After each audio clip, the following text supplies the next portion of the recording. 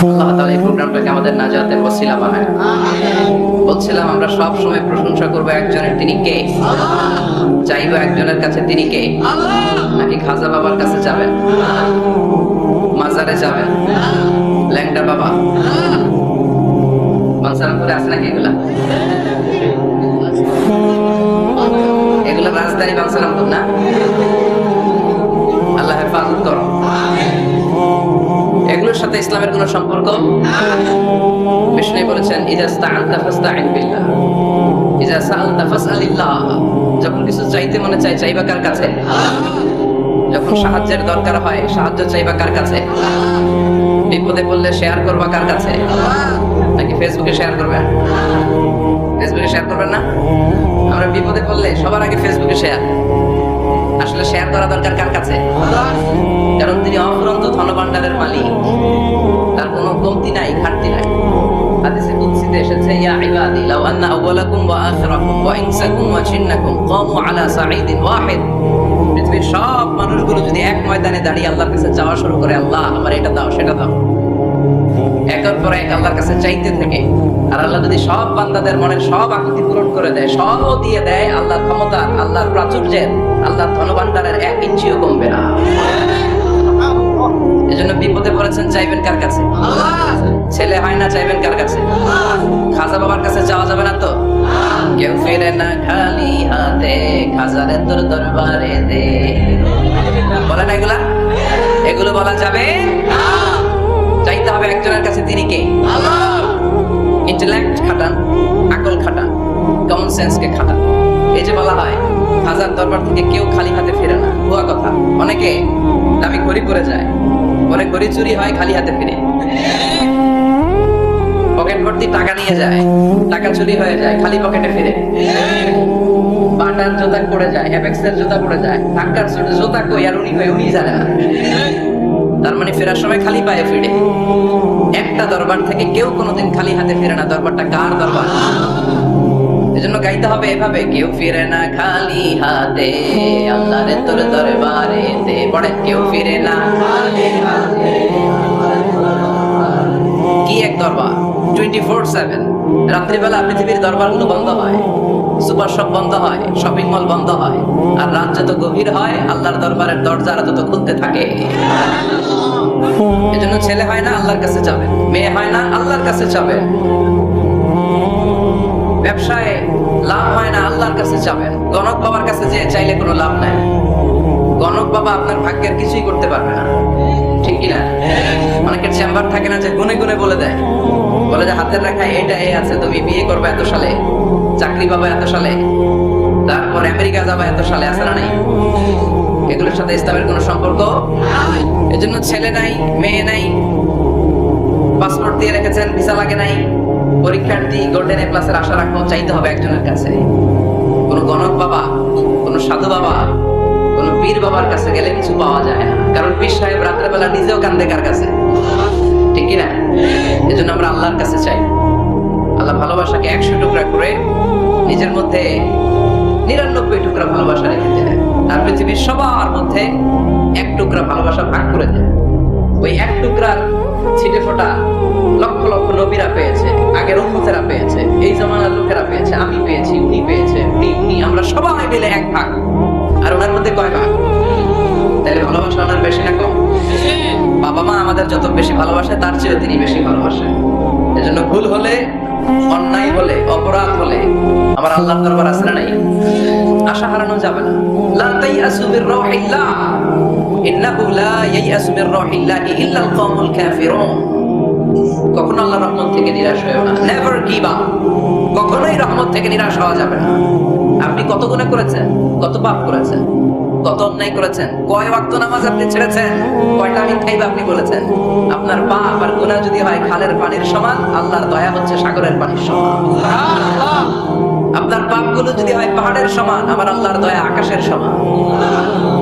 এজন্য পাপ করলে আমরা মাফ চাইবো কার কাছে? মাফ করার জন্য তিনি বসে থাকেন। তিনি বসে থাকেন যে বান্দা কখন ফিরে আসে, কখন ফিরে আসে। এজন্য সব সময় বিপদে আপদে আমরা একজনের কাছে সাহায্য চাইবো, তিনি কে? আশিটা থ্যাঙ্কস জানাই, ধন্যবাদ জানাই, শুকরিয়া জানাই যে আল্লাহ তাআলা আমাদেরকে আজকে বানসারামপুরের এই মাদ্রাসা ময়দানে এত চমৎকার পরিবেশে কথা শুনবার তৌফিক এনায়েত করে দিয়েছেন।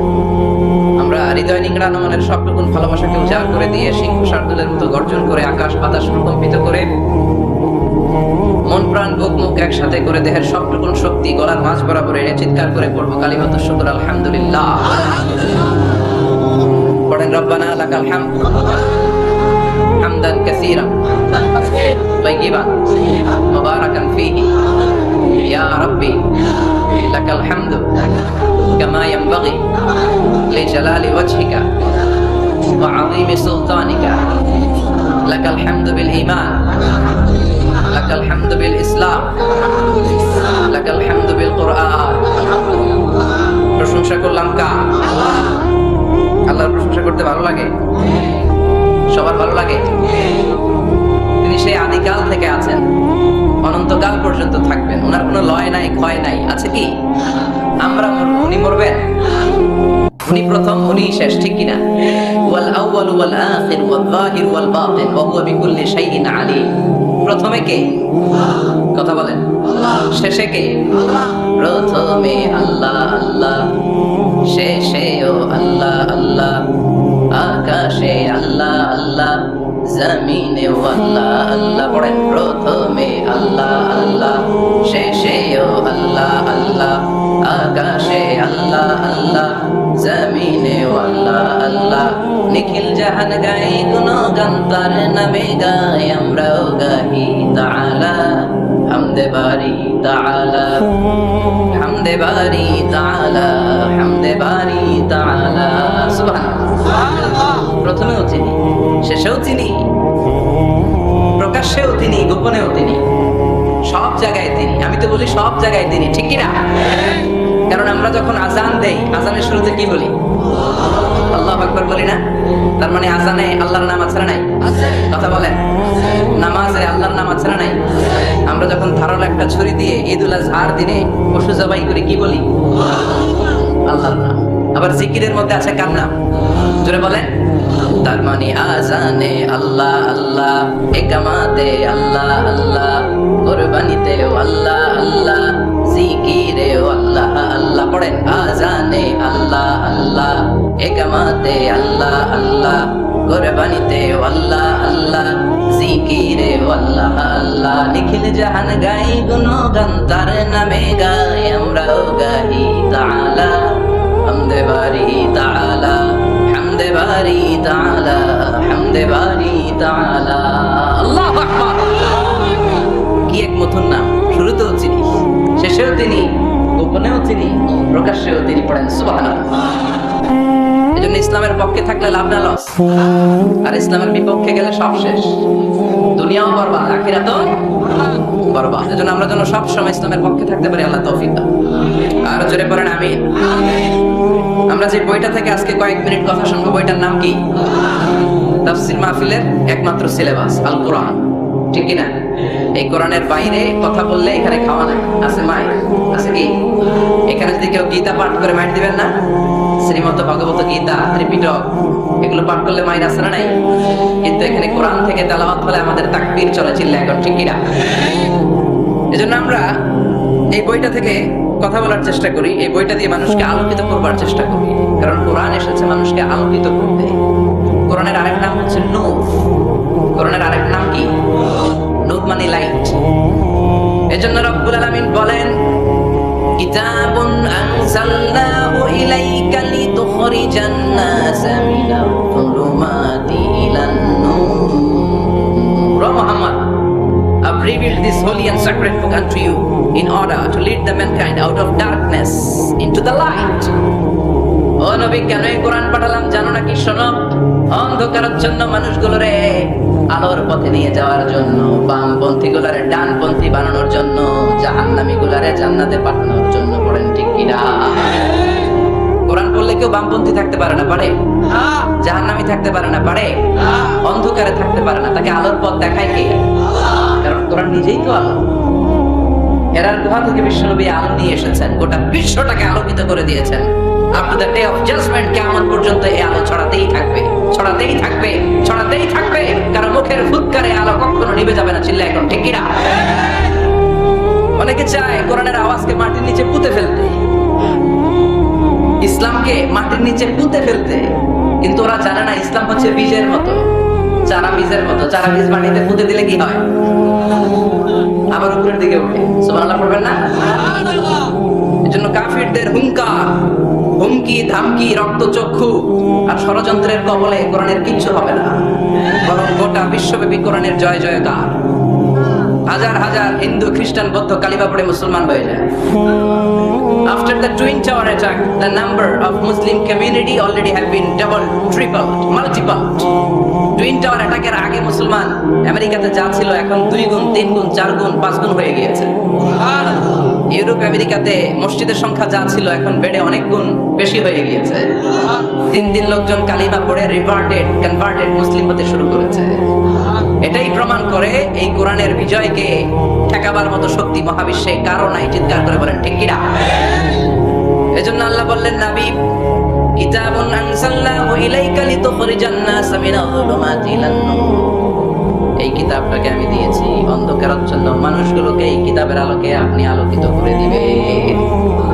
জাহিলি যুগের ওমরকে আপনি গোটা বিশ্বের সেরা ওমর বানাবেন, যে ওমর বিশ্বনবীর কল্লা কাটার জন্য তলোয়ার নিয়ে বিশ্বনবীর কাছে এসেছিল। ওই ওমরকে ইসলামের ছায়া তলে এনে ইসলামের খলিফা বানিয়ে দিয়েছে কে?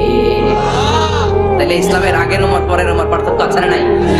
ওমরের জীবনটাকে আলোকিত করেছে যে পুস্তকটা, যে বইটার নাম সবাই বলেন কিনা? কোরআন শিখলেও লাভ, শিখাইলেও লাভ। খায়রুকুম মান তাআল্লামাল কুরআনা ওয়া আল্লামা। The best person among you who reads Quran by himself and teaches it to others. সবচেয়ে সেরা আল্লাহর কাছে সে যে নিজেও কোরআন পড়ে অন্যেরও পড়ায় দেয়।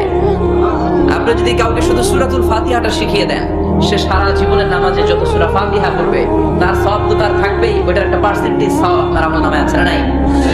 কি এক কিতাব, এক অক্ষর বললে 10টা নাকি? সুবহানাল্লাহ বাড়িতে যায় বলে এক আয়াত বললে জান্নাতের বিল্ডিং এক এক তলা করে লম্বা হতে থাকে। তেলাওয়াত নিজ কান দিয়ে ঠান্ডা মাথায় শুনলে আকাশ থেকে রহমতের ঝিরি ঝিরি বারিধারা নামতে থাকে। অন্যকে শিখাই দিলে আল্লাহর কাছে শ্রেষ্ঠ লোকদের তালিকায় নাম চলে যাওয়া। এজন্য কোরআনের সাথে অ্যাটাচমেন্ট উইথ দ্য হোলি কোরআন বাড়ানোর দরকার আছে না নাই?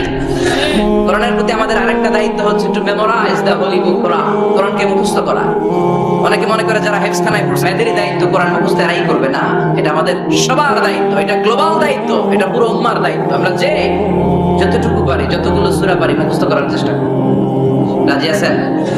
সবাই রাজি আছেন তো?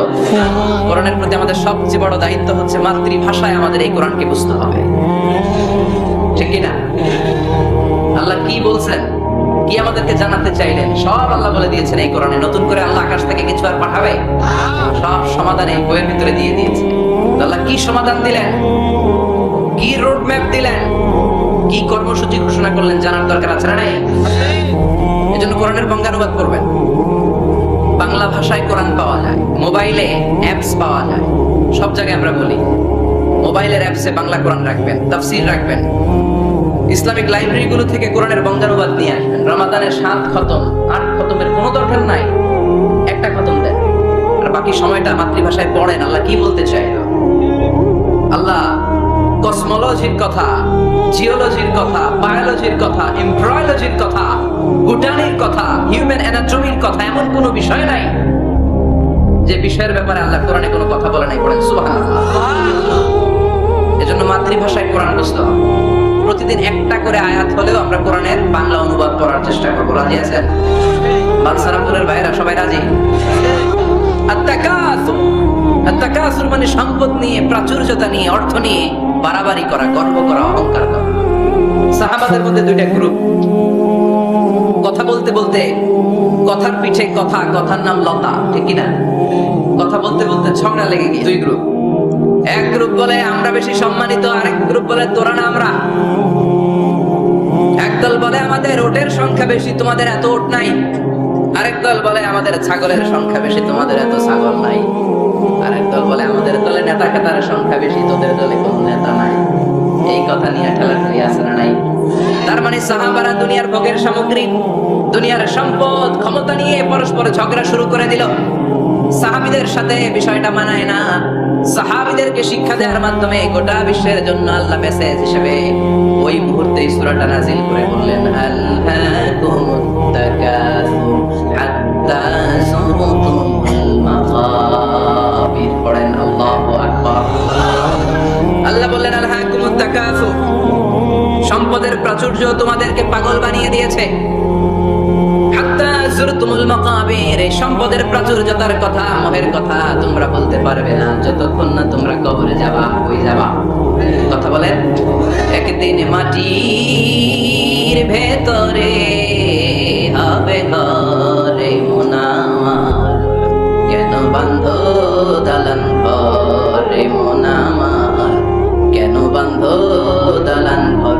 একদিন মাটির ভেতরে হবে ঘরে মন আমার, কেন বাঁধো দালান ঘর। কবরের ঘর আসল ঘর, এটা আল্লাহ বুঝাতে চাইলেন। হাত্তা যুরতুমুল মাকাবির, মাকবার মানে কবরস্থান, এটার প্লুরাল হলো মাকাবির। আল্লাহ বললেন এই কবরস্থানে যাওয়ার আগ পর্যন্ত দুনিয়া কামানোর লোভ আর লালসা তোমাদের কমবে। আলহাকুমুত তাকাসুর, দুনিয়ার প্রাচুর্যের লোভে পড়ে মোহে পড়ে তোমরা পাগল হয়ে গিয়েছো। সম্পদ আর অর্থের বড়াই করতে করতে আখিরাতকে তোমরা বেমালুম ভুলে গিয়েছো। এই দুনিয়া আসল দুনিয়া নয়, আসল জগৎ হলো আখিরাতের জগৎ। বলেন ঠিক কি না? আলহাকুমুত তাকাসুর, অর্থ, সম্পদ, বৃত্ত, বৈভব, ক্ষমতা, এগুলো অর্জনের আকাঙ্ক্ষা আমাদেরকে পাগল বানিয়ে দিয়েছে। কিসের নেশায় যে আমরা ছুটছি, শুধু ছুটছি প্রতিযোগিতার প্রতিযোগিতা। কোন দিকে যে যাচ্ছি আমরা নিজেরাও জানি না। জোরে বলেন ঠিক কি না? চাহিদার আমাদের শেষ নাই। যার যত বেশি তার চাহিদা তত বেশি। গাড়ি আছে বাড়ি চাই, বাড়ি আছে নারী চাই, এটা আছে ওটা চাই, ওটা আছে সেটা চাই, এরকম চাহিদা আছে না নাই? যারে আল্লাহ দিয়েছে বেশি তার চাহিদাও তত বেশি। ঠিক কি না? এজন্য আল্লাহ বললেন, আলহাকুমুত তাকাসুর, তোমাদের চাহিদার কোনো কমতি নাই, তোমাদের চাওয়া পাওয়ার কোনো শেষ নাই। যার সাইকেল আছে সে মোটর সাইকেল চায়, মোটর সাইকেল আছে তো প্রাইভেট কার চায়, প্রাইভেট কার আছে মনে মনে ভাবে প্লেনে চড়তে পারলে একটু ভালো হয়। এরপরে কয় হেলিকপ্টার আছে না নাই? যারাই আমাদের নেতা হবে আল্লাহ সুন্দরভাবে তাদেরকে দেশটা চালানোর তৌফিক দাও। পড়ে এজন্য আল্লাহ বললেন, আলহাকুমুত তাকাসুর হাত্তা যুরতুমুল মাকাবির, দুনিয়ার লোভ লালসা প্রতিযোগিতা তোমাদেরকে পাগল বানিয়ে দিয়েছে। পাগল পাগল হয়ে গিয়েছে। আরো চাই, আরো লাগবে আমার, আরো লাগবে। এরকম মানসিকতা আমাদের অন্তরের ভেতরে আছে না নাই? এই মানসিকতারে বলে ফকিরি মানসিকতা। কথা কয় বারবার যারা চায় কি বলেন? ফকিরনি।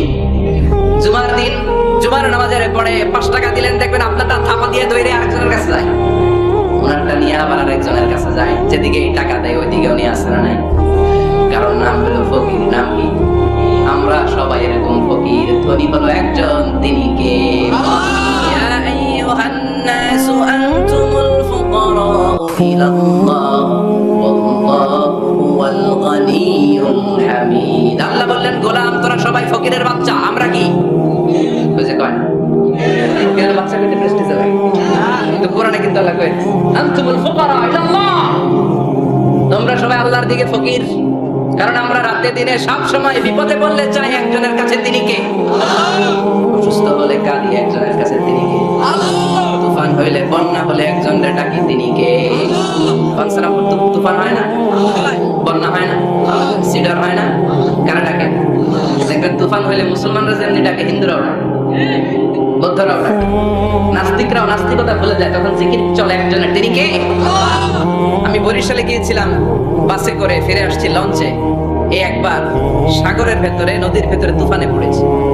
সেই দিন চিনতে পেরেছি আল্লাহ কারে কয়। কারণ আমি শহরে বড় হয়েছি, সাঁতার জানি, স্বাভাবিক সাঁতার, এদিকে ফালাইলে ওদিকে যেতে পারবো, কিন্তু নদী কি সাঁতারে পারাইতে পারবো? কথা কর। প্রচন্ড তুফান, সদরঘাটে ভিড়তে আরো 2 ঘন্টা বাকি।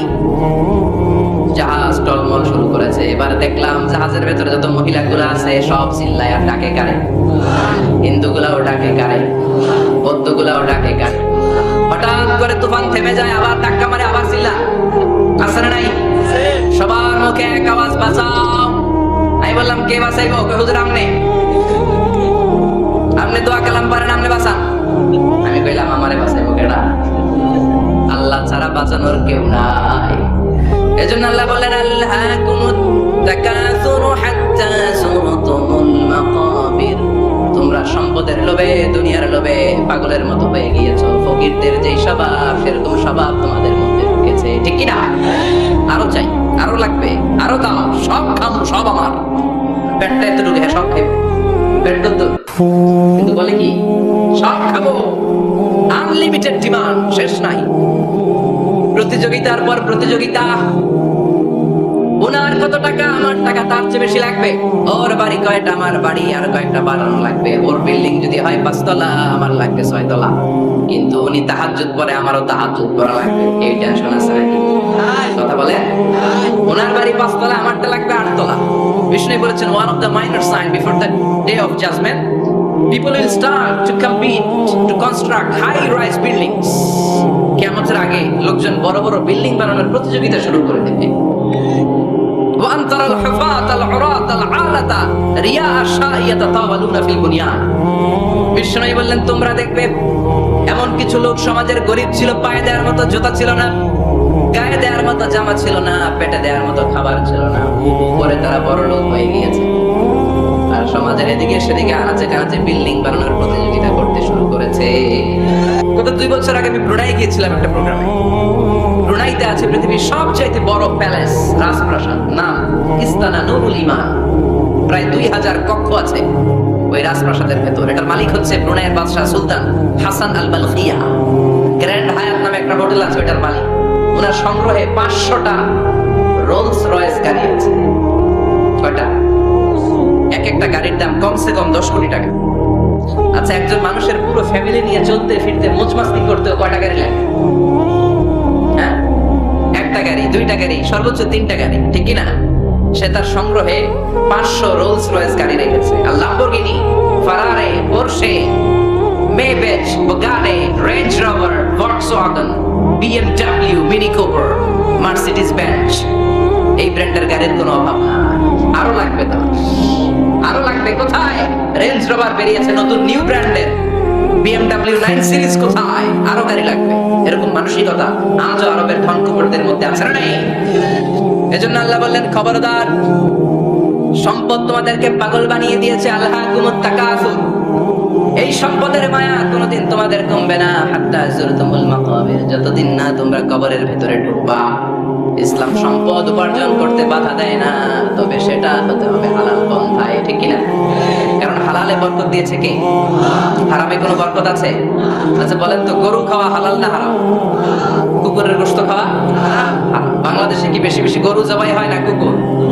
গরু। গরু বছরে বাচ্চা দেয় কয়টা? একটা। কুকুর বাচ্চা দেয় কয়টা? 6টা 7টা, অনেকগুলো। তারপরেও বাংলার জমিনে গরু বেশি না কুকুর বেশি? সুবহানাল্লাহ পড়বেন না? গরু খাইলামও বেশি, গরু জবাই করলামও বেশি, আবার গরু বাচ্চাও দিল কম। কুকুর খাইলাম না, কুকুর জবাইও করলাম না, কুকুর বাচ্চা দিল অনেক, কিন্তু কুকুর কম, গরু বেশি। কারণ গরু খাওয়া হালাল, আর হালালে বরকত ঢুকিয়ে দিয়েছে কে? এজন্য আল্লাহ বললেন গোলাম, হালালে বরকত, হালাল পন্থায় কোটি কোটি টাকার মালিক হওয়ার ইসলামে বাধা নাই। তবে নিসাব পরিমাণ সম্পদ হলে যাকাত দিতে বলেছে কে?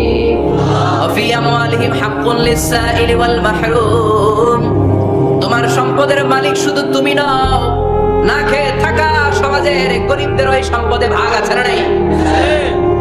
অনেকে যাকাতের শাড়ি দেয়, যাকাতের লুঙ্গি দেয়। যাকাতের শাড়ি বলতে, যাকাতের লুঙ্গি বলতে কোনো লুঙ্গি নাই, ঠিক কিনা? যাকাত হচ্ছে এমন পরিমাণের সম্পদ আপনি একজনকে দিয়ে দিবেন, ওই সম্পদ পেয়ে জীবনে আর কোনোদিন যেন তার আরেক জায়গায় যাকাতের টাকা নিতে হাত পাতা না লাগে।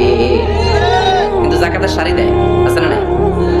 পত্রিকায় বিজ্ঞপ্তি দেয়, আবার ওই শাড়ি আনতে যায় পদপৃষ্ট হয়ে লোকজন মারা যায়। এরকম টাকা আদা ছাড়া নাই। এজন্য আল্লাহ বললেন খবরদার, সম্পদ উপার্জন করো, কিন্তু নিসাব পরিমাণ সম্পদের মালিক হলে যাকাত দিবা। ওয়াল্লাযীনা ইয়াকনিজুনা যাহাবা ওয়াল ফিদ্দাতা ওয়া লা ইউনফিকুনাহা ফী সাবিলিল্লাহ ফাবাশশিরহুম বিআযাবিন আলীম। যারা সম্পদের মালিক হয় কিন্তু আমার রাস্তায় যাকাত দেয় না, ও নবী তাদেরকে আপনি কঠিন আযাবের সুসংবাদ দেন। পড়েন নাউযুবিল্লাহ। আযাবের কি সুসংবাদ হয় না দুঃসংবাদ? কিন্তু আল্লাহ সুসংবাদ বললেন কেন? কারণ আযাবটা বড় কড়া। যাকাত যারা দেয় না, ব্যাংক ব্যালেন্স করে, এফডিআর করে, সঞ্চয়পত্র কিনে রাখে, ফ্ল্যাটের পর ফ্ল্যাট কিনে রাখে, জমির পর জমি কিনে রাখে, যাকাত দেয় না, ওদের শাস্তি হবে ভয়ঙ্কর। আল্লাহ বলেন আল্লাহকুমুত তাকাসুরু হাত্তা যুরতুমুল মাকাবির। দুনিয়ার প্রাচুর্যতা তোমাদেরকে মোহাচ্ছন্ন করেছে। আমরা মোহের মধ্যে পড়ে আছি, ঠিক কি না? আমাদের চলাফেরা, কথাবার্তা, লাইফস্টাইল দেখলে মনেই হয় না যে আমরা মনে হয় যে হাজার বছর রাজত্ব করতে আমরা এসেছি, কেউ আমাদেরকে থামাতে পারবে না, কোনোদিন আমাদের মরণ হবে না। চিল্লায় বলেন ঠিক কিনা? এই দুনিয়াটা আসল জীবন না, আসল জীবন কবরের জীবন। এই দুনিয়ার দৃষ্টান্ত আল্লাহর কাছে হলো 4টা স্বর্ণের টুকরার মতো, 3টা লাশের মতো। স্বর্ণের টুকরা কয়টা? লাশ কয়টা? বনি ইসরাইলের জামানাতে 3জন যুবক কর্মের সন্ধানে, কাজের সন্ধানে বেরিয়েছিল। হঠাৎ করে তারা এক গুপ্তধন পেয়ে যায়। গুপ্তধনে তারা পেয়েছে 4টা বড় বড় স্বর্ণের টুকরা। কয়টা? মহা খুশি, খুশিতে বাকবাক। চিন্তা করলাম আমরা আজীবন খেয়ে পড়ে চলে যেতে পারবো, কিছুই করা লাগবে না। 3জন মিলে স্বর্ণ নিয়ে বসে প্ল্যান করলো, ভাগ বটোয়ারা করার আগে একজন বাজার থেকে রুটি কিনে নিয়ে আয়, আগে পেট ভরে খেয়ে নেই, তারপরে ভাগ বটোয়ারা।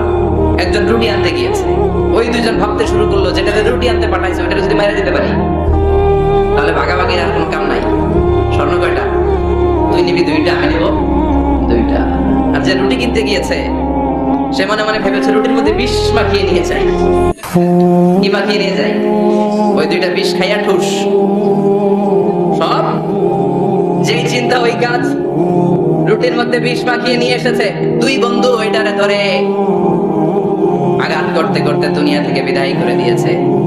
এবার 2টা বলে এটারে মারতে অনেক কষ্ট হয়েছে, আগে খাইয়া লই। এরপরে তুই 2টা, আমি 2টা। এবার বিষ মাখানো রুটি খেয়ে ওরাও শেষ। আল্লাহু আকবার। 4টা স্বর্ণের টুকরা পড়ে আছে, 3টা লাশ পড়ে আছে। আন্তি মাসালু হায়াতিদ দুনিয়া। এটা দুনিয়ার জীবনের দৃষ্টান্ত। এজন্য মানুষের স্বভাব হলো আরো চাই, আরো চাই। বিষ্ণু বললেন লাউ লিকুল্লি ইবনি আদমা ওয়াদিয়াম মিন যাহাব। আল্লাহ বনি আদমের সবাইকে যদি এক একটা স্বর্ণের পাহাড়ের মালিক বানিয়ে দেয়, আহাব্বা ইয়াকুনা লাহু ওয়াদিয়ান, সে চাইবে কেমন করে আরেকটা স্বর্ণের পাহাড়ের মালিক হওয়া যায়। ওমিয়া আমার যদি একটা স্বর্ণের পাহাড়ের মালিক বানায় দেয়, আমার 14 পুরুষে স্বর্ণের পাহাড় বেচে খেয়ে শেষ করতে পারবো? আরেকটা দিয়ে আমি কি করবো?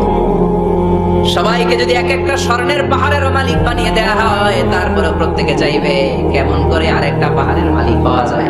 কারণ ওই যে খাই খাই আরো লাগবে, আরো লাগবে।